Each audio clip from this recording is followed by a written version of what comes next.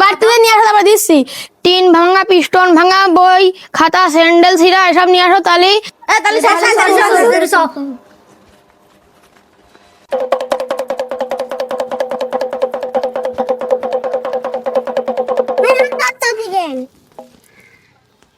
কটকটি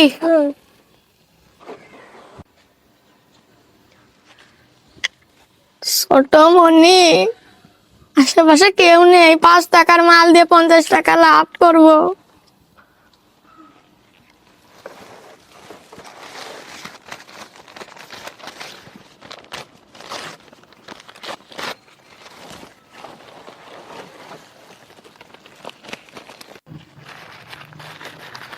এই না মনি, এটা নিয়ে তাদের বাড়ি চলে যাও।